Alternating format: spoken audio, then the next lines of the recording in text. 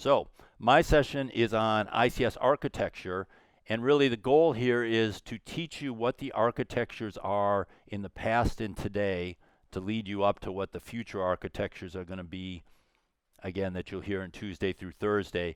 And specifically, I want to talk about the architecture decisions you have to make and how they affect cyber risk. Because really, we're not in this game to be perfect in terms of security. Our goal is really to manage risk to a level appropriate for the company. And that's a little hard thing for some security people to realize, is that the company doesn't really care that you achieve perfect security. They just want to set the risk at the level that's appropriate for the organization.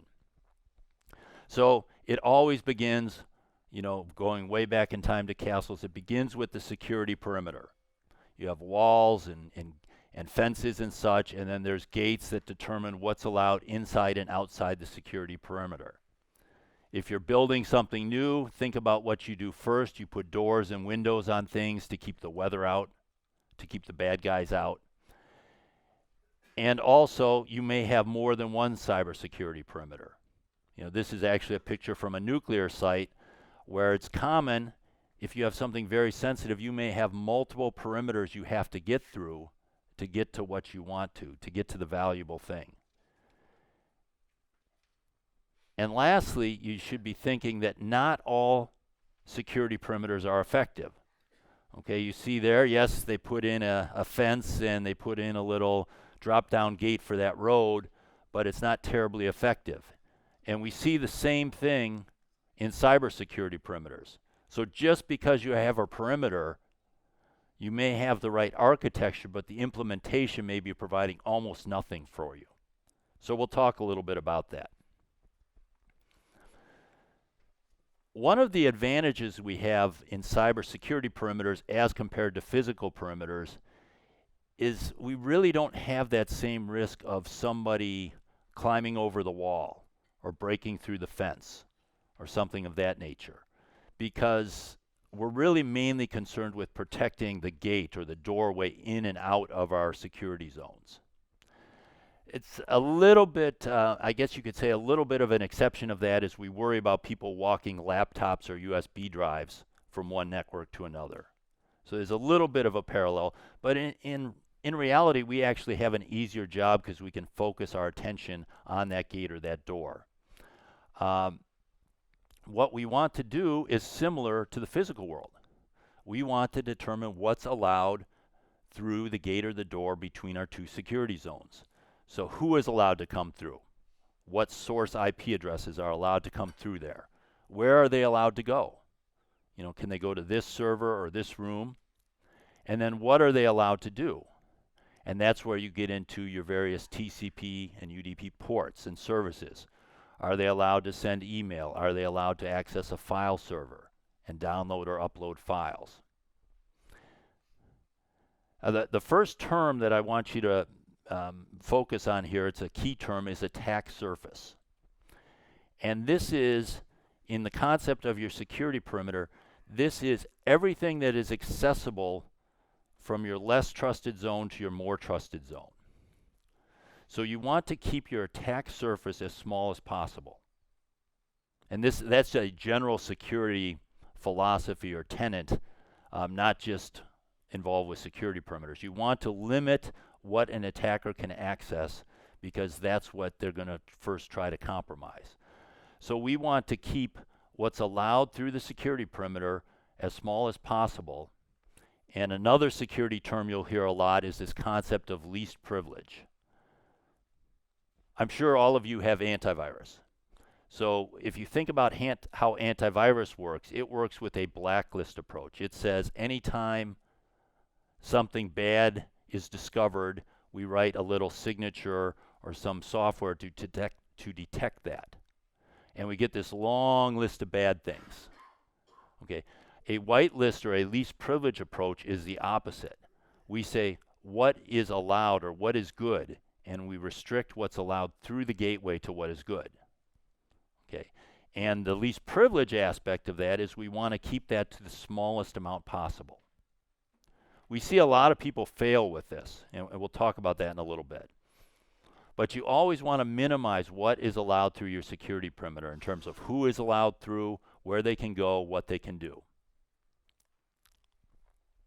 So this is the diagram. I stole this from Marty's presentation. This is the ISA, IEC version of the Purdue model here. And you see along the left side, you see 3 firewalls.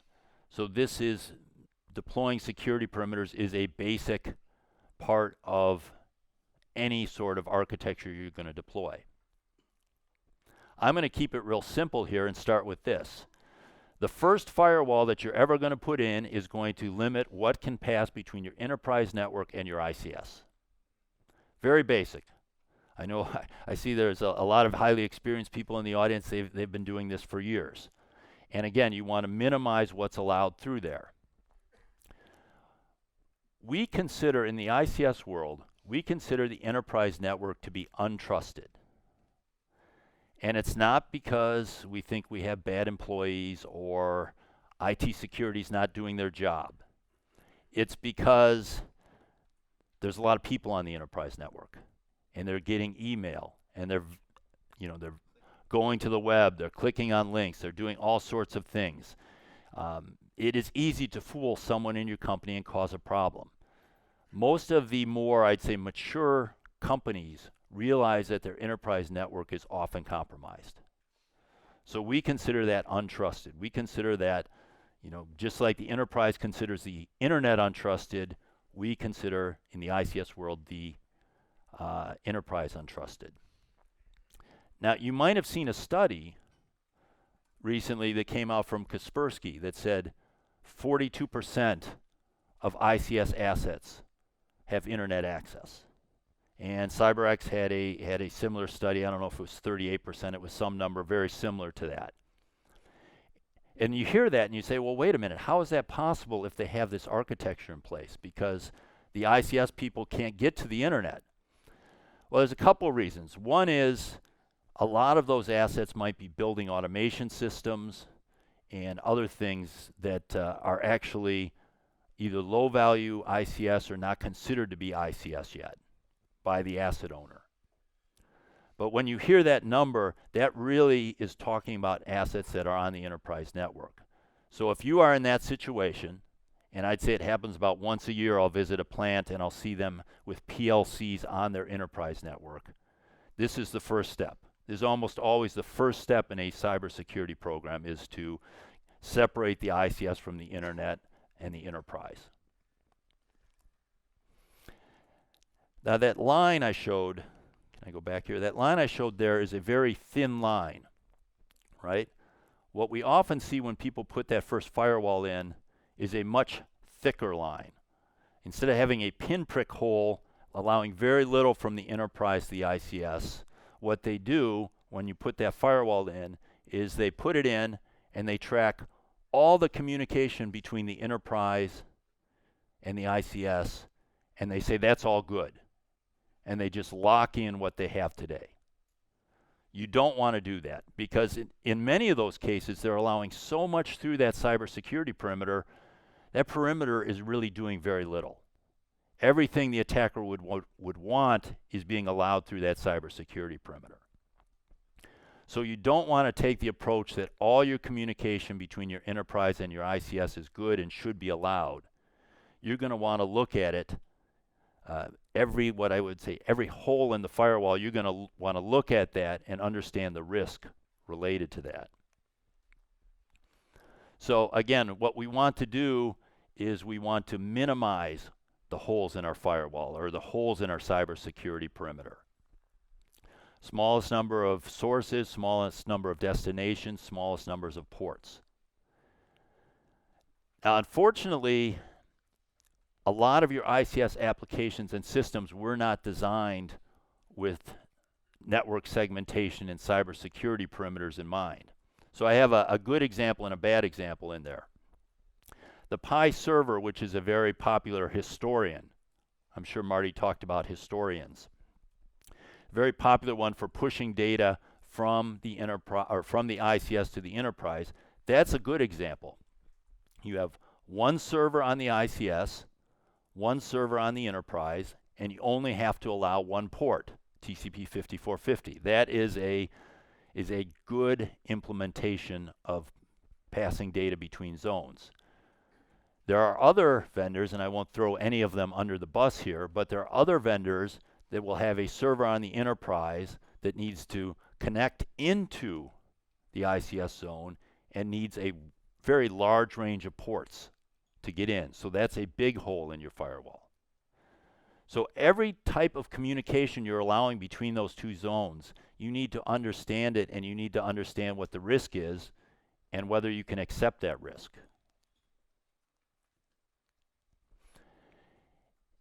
And the last point I'd make on this is, just because they're both, let's say you have two systems, one sending syslog data and the other allowing remote desktop. They're both one port, but that RDP is a lot more dangerous. Okay, one is just sending log data, one's allowing someone to remotely access the system. So don't just be counting ports, you actually need to understand the risk related to each one of these communications that you're allowing through your cybersecurity perimeter. Now, I want to take just a short diversion here, and Jason's going to cover it more in 2 sessions later, but patching comes up a lot. It's a huge issue right now, especially with auditors involved. It seems to be the #1 auditor finding. You have to patch everything every month or every other month. Okay. The key here is patching is not a yes or no decision, and it's not a single interval decision. So you should not be saying, we're going to patch everything every month, every 2 months, every quarter. You should be taking a risk-based approach to your patching. This is especially important in ICS because there's this term that we coined back in 2012 called insecure by design. Have any of you heard me say that before? Never? So insecure by design is not vulnerabilities in the system. What insecure by design means is that documented features and functions of the device or protocol provide the hacker with everything he needs. So a hacker doesn't need to compromise the system. He just needs to basically take advantage of what the system can do. A real good example of this is this year and in previous years, Schneider's Modicon PLC. Some of you may be using those. There's been some vulnerabilities around that. For example, a web server cross-site scripting vulnerability. And there was a bulletin, and there was a patch, and you could patch it, but you haven't lowered your risk really more than just the tiniest amount by providing that patch. Because anything you want to do to that PLC, you can use something called function code 90 to do it. So you don't need a vulnerability. So spending a lot of time running out applying these patches to vulnerabilities isn't going to help you a lot.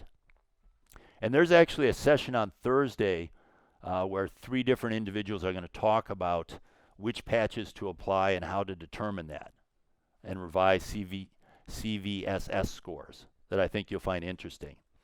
The reason I bring it up here is one of your highest priority patching should be the attack surface accessible from the enterprise or any other untrusted network, okay? Because that's what the attackers can get to. So you might want to patch that not even monthly. You might want to patch that immediately as soon as you're aware of a vulnerability. That is immediate patching. And then your Modicon PLC might be quarterly or even annually, more to maintain current code than to deal with any risk. Okay, so let me get back to this. So the last thing I want to say about this firewall rule set, kind of the basics, is a lot of times people, when they're looking at the risk allowed or the risk involved with communication allowed through the perimeter, they think about how they're using it rather than what it's capable of. And I have an example here. So this is a network diagram for iFix to provide process data available to people on the enterprise. And they have an architecture that does this.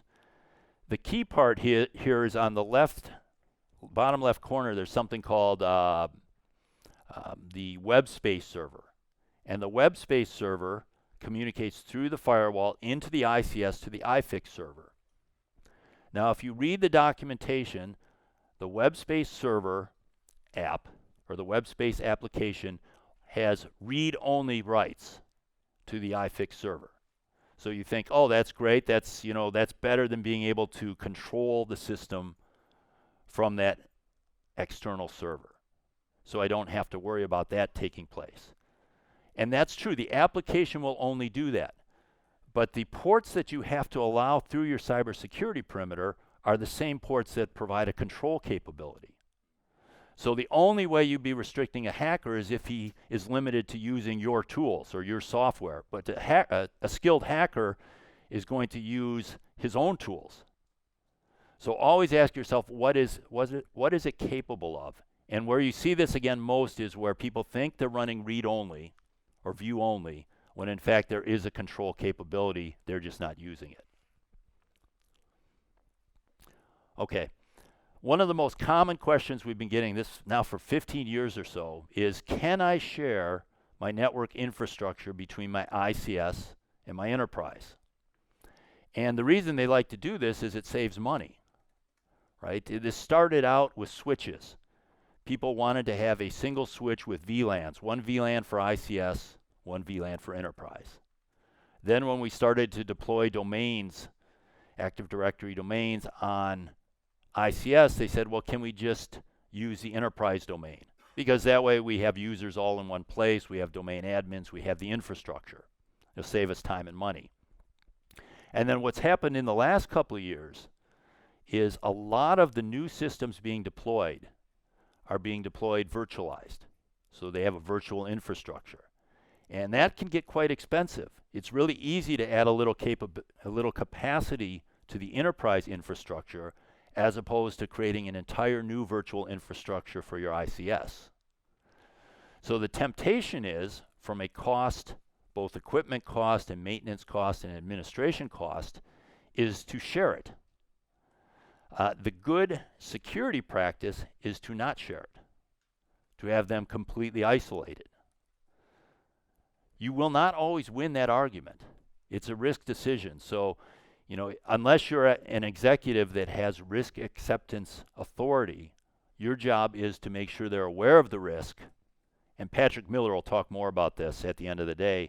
But you make sure they're aware of the risk and then they make the decision. But from a security standpoint, you're accepting risk if you share that network infrastructure. This comes down to another term that you'll hear a lot in the ICS community, defense in depth. The idea is we don't want our security of our process. So we don't want our plant, the integrity and availability of our plant, to rely on one security control. We want an attacker to have to defeat multiple security controls, and preferably different types of security controls, to be able to hurt us. So defense in depth is the idea that we have more than one system in place. And one of the problems if you start sharing this infrastructure is you lose a lot of your defense in depth. The VLANs are a real good example of this. So if you share a switch, if the switch is used for both ICS and enterprise, and you just split it, you basically split them up logically using VLANs, you have a couple ways this could go bad on you. There could be a new vulnerability that allows you to hop VLANs or something else that allows an attacker to basically remove that logical separation. The switch administrator on the enterprise might have his credentials stolen, so the switch could be reconfigured, or human error. I think we oftentimes underestimate the possibility of human error. And when you look at some of the studies, it's just even well-meaning, hardworking, diligent people have errors. There could just be a switch misconfiguration. Or something was changed for a test and forgot to get changed back. If you share that switch with the ICS in the enterprise and you screw up your VLANs, then you have basically eliminated your cybersecurity perimeter. So it's one big network again. So again, this is something that you should bring up to management when they say, do we really need to deploy a second virtual infrastructure? You get the costs, you lay out the risks, and you make the decision. Switch, we usually won the switch battle because the switch isn't that expensive and doesn't take much administration. It gets harder with Active Directory, and it gets even harder with the virtual infrastructure. Whatever decision you make, you need a plan to actually manage and maintain and administer whatever technology that you deploy. We're finally getting past this, but one of the problems we had in OT for a long time, Operations Technology or ICS, was the maintenance strategy was essentially no maintenance strategy. It was run to fail. Now you can actually Google that. Run to fail is a valid maintenance strategy. It just says you install it, you don't touch it till it breaks, and you fix it. Okay? I have found that calling, let's say, administration of typically IT assets, application servers, network infrastructure, calling that cyber maintenance resonates with the operations crowd because they're used to having maintenance plans. And when you say you have your maintenance plan for your SCADA or your DCS is run to fail, that makes them a little nervous. You know, and they will admit that, yes, that's actually what we're doing. So whatever you decide to do, you need to have a plan to maintain these systems, and you need to make sure you have the right skills in place to maintain them. We're seeing a lot of vendors, especially in the DCS, deploy absolutely gorgeous virtual infrastructures. They're deploying them well. They're deploying them in a full-featured manner. They're putting them in, and then they're walking away. And you ask the asset owner, you say, what is your maintenance strategy for that? Who's trained on that? Who's certified on that? Who knows how to do it? And the answer is, well, we'll just call the vendor if we have a problem. Okay? That's not an acceptable answer. So any new technology you bring in, whatever administration plan you have to do that, you have to make sure you have the right skills. And so we've seen administration occur on the ICS zone. We've seen it occur in the enterprise zone. We've seen it created in a separate ICS admin zone. There's pros and cons to all these. You know, some are certainly more secure but require a lot more resources.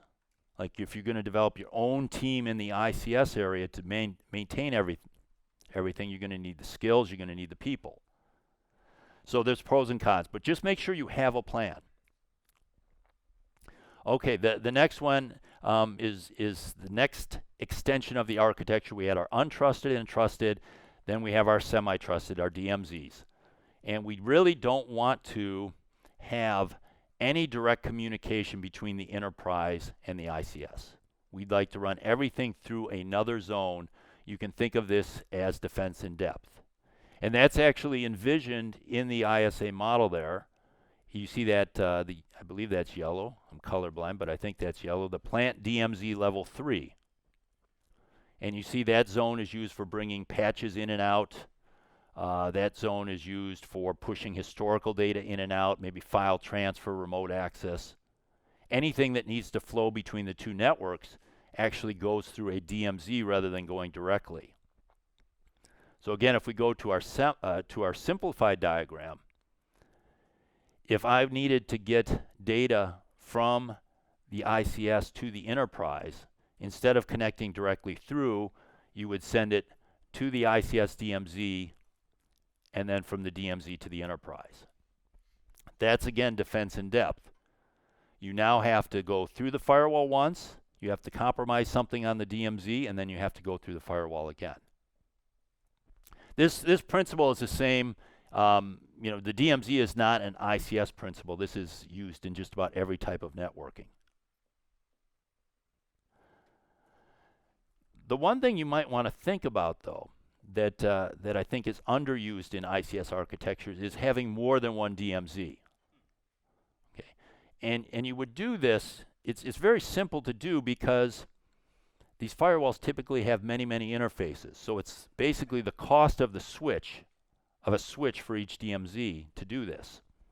And where you want to think about doing this is where, let's say, the population or the purpose on a single DMZ varies greatly.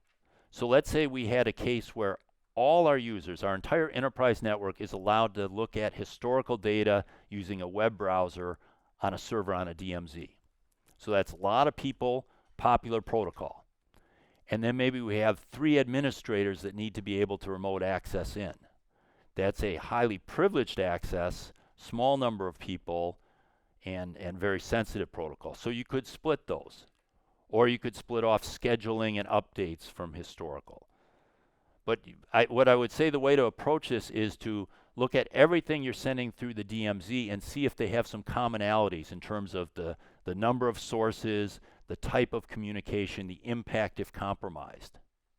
And consider splitting those up. And I show 2 here, but I know some people that have 3 or 4 of these.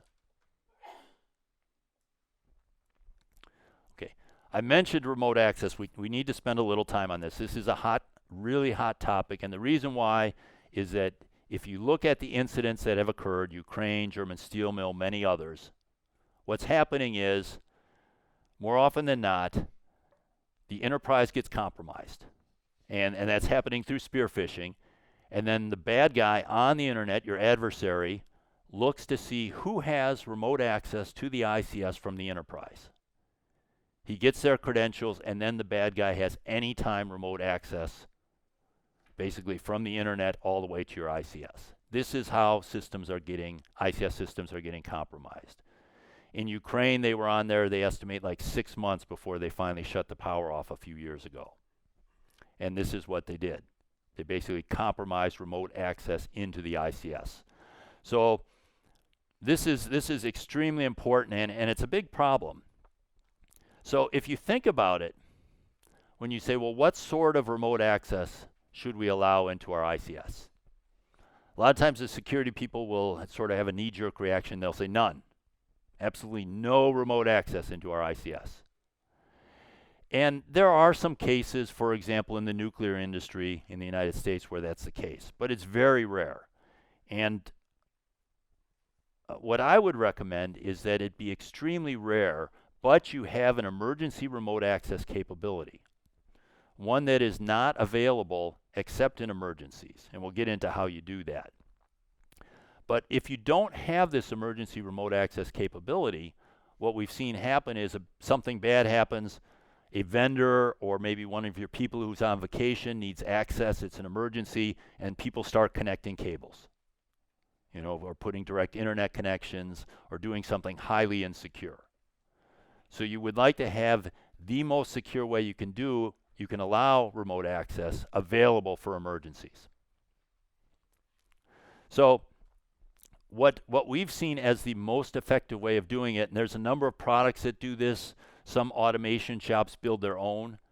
I think some of the sponsors at S4 this week have this type of product. Essentially what it is you have an open circuit. So there is no communication possible in the default setting. And then there is a key or a button or something that you turn when you need to allow emergency remote access that closes that circuit. And now remote access is possible.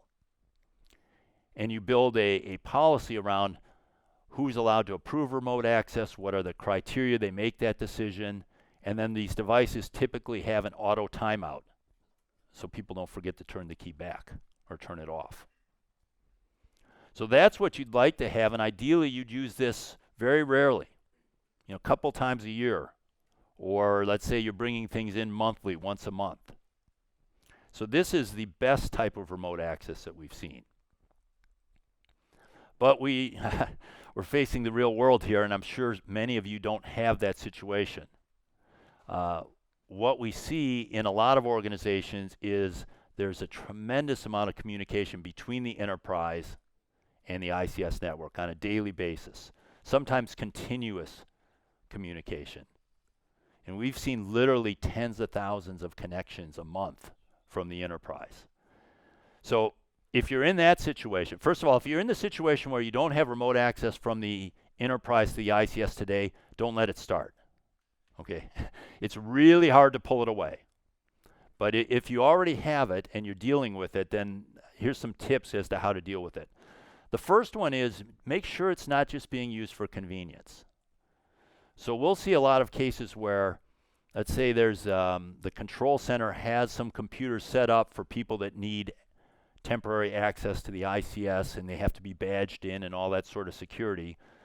But you might have one of the engineers or technicians that have their own enterprise system that is allowed to remote into the ICS zone.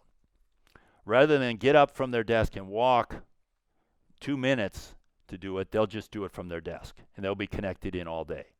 We've even seen cases where a person in his cubicle has his ICS computer here, his enterprise computer here, and he doesn't even bother to turn to do this. He just creates an open session to the ICS all day long from his computer. So make sure that people aren't just using it for convenience, and you can track that through your perimeter security device, who's connecting for what reasons.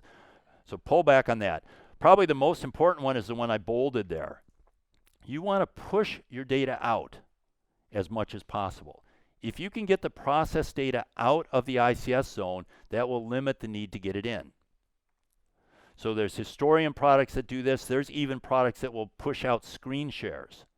So if they say, well, our maintenance people actually need to see the screen, you can push out the screens. They can see exactly what the operator is doing without actually getting on the network. So they can be at home at their computer talking to the operator in the control room and looking at exactly what the operator is looking at without remoting in.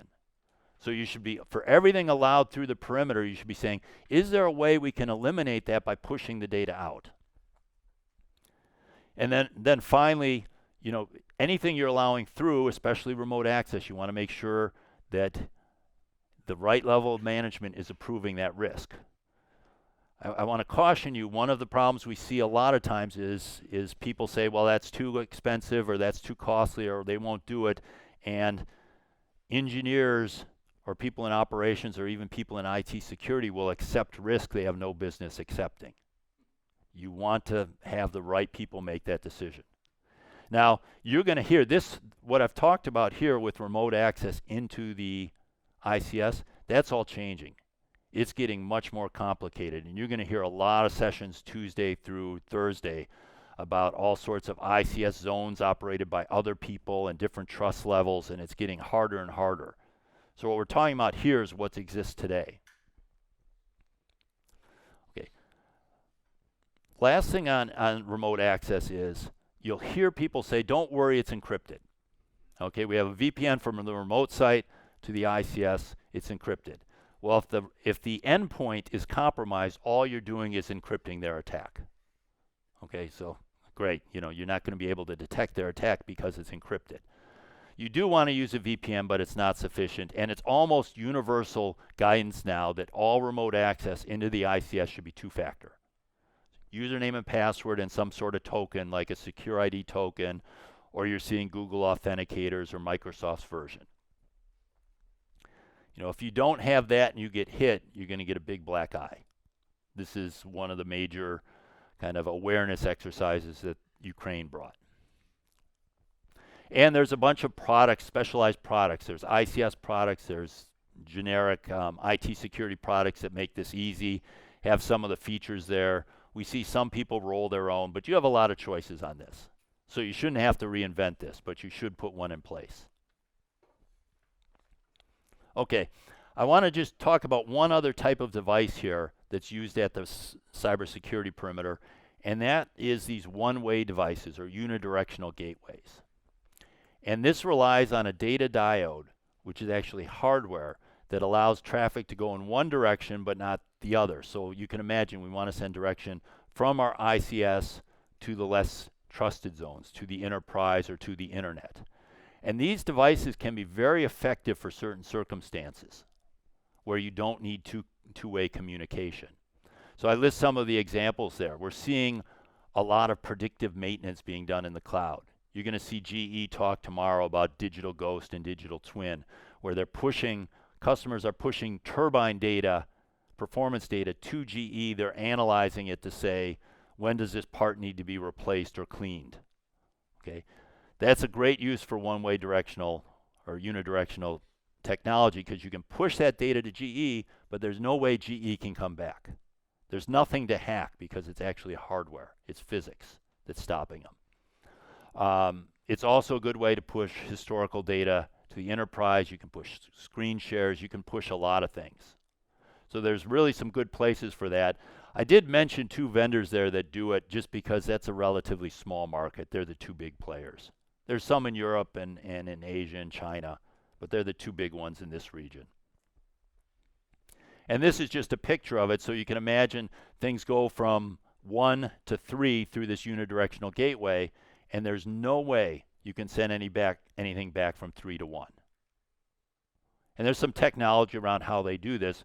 Of course, that means if you're sending data from 1 to 3 and the outside one doesn't get it, it can't send a message back saying, I didn't get it, resend it. Okay, so you have those issues as well. But these have been deployed for a long time, and they really have their place. Again, pushing data between maybe safety and the control system. There's places you can use that. So we've been talking primarily about separation between the enterprise and the ICS for your security architecture. As your program becomes more mature, you're going to want to think about internally segmenting the ICS. So instead of having it be one big zone, you might have it be multiple zones, and that might be your next most efficient risk reduction. And really look at it that way, because you can put these in, if we go back, you could put firewalls in between each level and even on certain levels. But if you look at what kind of rule set you could put in place, what would you have to allow that through that cybersecurity perimeter? If you're not blocking the things that the attacker would want, then it's not you're not getting much risk reduction for that effort. So you really want to think about where they make the most sense. I think Brian Singer later will talk about the safety control segmentation. The other one that I wanted to mention that is really valuable is if you have a SCADA network. You really want to look at this probably earlier in your maturity. And the reason for that is you've got this large geographical area that is, quote, your ICS network. And you might have some very sites that are very remote, unmanned, in the middle of nowhere, that if someone breaks in there, no one's going to be able to get there for 2 or 3 hours. So you don't want someone to be able to sit out at that site and attack back at your system because he's now on the network. So the attacker doesn't have to worry about breaking into the control center. He picks your weak link, which might be one of these remote systems. So if we look at where this could fit in a SCADA WAN, most people will have 2 control centers. They'll have a primary control center and a backup control center. And they'll have a connection between the 2 of them to pass data back and forth so that the backup control center has everything it needs to take over in case there's a problem. And then a lot of times people will put firewalls between those 2. Now those firewalls, they basically are just restricting those 2 things from talking to each other. They don't actually prevent a lot of attacks. So if your PCC is compromised, even if you have this architecture, there's a good chance your backup control center is compromised because of what you have to allow through to remain in sync. So I guess that's maybe a little diversion, but one of the things we see in a lot of people's incident response plans is, hey, if the PCC goes down, we'll just go to the BCC. And that works for fires, weather events, maybe strikes, things like that. Doesn't work so well in a cyber attack. If your PCC is down, there's a good chance the cyber attack has moved to your backup control center. Okay, then you have your field sites. I have 4 of them there, but a lot of people have hundreds of these. And they connect to both control centers. So one of the really, I guess, high value deployments in terms of risk reduction is to restrict what is allowed from the field into your control center. Because a lot of times that communication between the control center and the field is very limited. It's using a protocol like DNP3 or Modbus that Adam will talk some about to go out and to monitor and control the field site. So it's one protocol, and maybe it allows something like SSH to manage it. But it's all initiated from the PCC, not from the field site. So in this case, if someone's at the field site and I put that there, it's going to stop a lot of attacks coming back. Well, actually, it's going to stop all of the attacks coming back unless they're responding to a valid request from the PCC. If you don't have a firewall to put there, you probably already have a router there. So you can just put an access control list in your router as a starting point. And again, that's I'd say a very efficient risk reduction if you're a SCADA system, something I'd look at early in your network. The other thing you'll notice here, actually if I go back, you see all this communication. You want to make sure that you're only allowing communication between your field sites that is necessary. You don't want to create this mesh and let every site talk to every other site. We see that a lot, so just restrict the communications to what's required. And again, those are more router settings than firewalls. And now we're beginning to see people put firewalls actually out at their critical field sites. And you can start to look at that as well.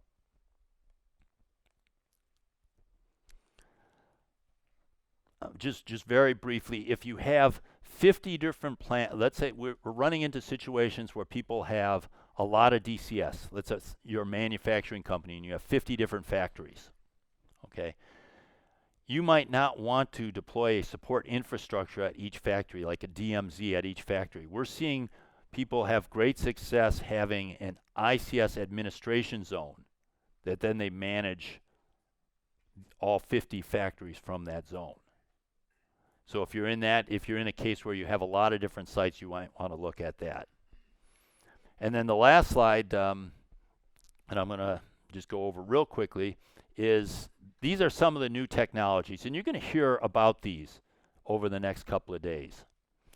I'm actually kind of excited from an architecture standpoint by the deep packet inspection of the ICS protocols, because I can envision that when you're starting to allow cloud services into your ICS, you can tell the cloud manufacturer, you are allowed to do this, but not that, all the way down to the protocol level. So you are allowed to maybe monitor all these points, but you're only allowed to control these 3 points.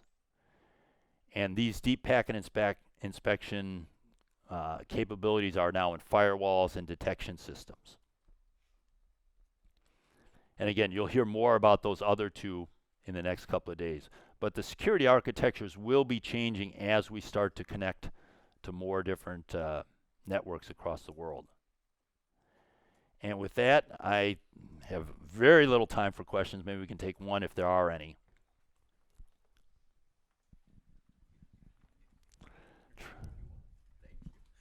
Thanks, Dale. How, in terms of percentage, how common is it to see firewalls between the lower levels of the Purdue model, like between, let's say, level 2 and level 3, or level, sort of below the DMZ level? How often do you see firewalls there? Well, and again, people argue whether the operator stations are in level 2 and level 3. We don't see a lot of firewalls between the computer level, whatever you want to call that, where the operator stations, the engineering workstations, the servers are, and the PLCs. We don't see a lot there. Primarily because they have to, again, the things that you'd have to allow through the firewall are the things the attacker would want to do, right? They're the control commands. So the value, unless you're deploying a deep packet inspection firewall there, the value is lesser than just saying, I'm going to allow only my control system protocol through. Where I think we're not seeing it, where, if you're looking at that level of segmentation, where we might see something in the future is maybe segmenting off the key servers at level 2 from the operator stations, and only allowing the operator station protocols through to try to affect the computers. Okay? Let's take one more.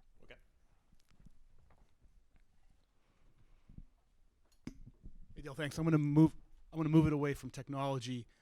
Your presentation had an underlying theme of risk and quantifying risk. How would you go about that and monetize that to make the correct decisions? Well, I could say just wait for Patrick Miller's session on executive management communication later. But it's really, first of all, you can't claim a level of knowledge that you don't have, right? I mean, when it comes to risk, if you're assigning hard numbers to that risk, it's very difficult. maybe if I were to break it down, I would say if we look at the risk equation, we can assign a hard number to consequence. So we can say, if our system is compromised, this is how much we lose, by day, by hour. This is our risk to safety and such. The likelihood of it is something that we can't assign a hard number to. So a lot of times the way we'll approach it is talk about the scenarios that would allow someone to achieve that consequence. So we'll take these attack paths or attack scenarios and say, okay, if we do it this way, we are saying that this attack scenario would be successful. Mr. Management, will you accept that? And of course they'll come back and say, well, how likely is that? And you have that discussion, but that's about as deep, you can go with credibility, I think. Okay.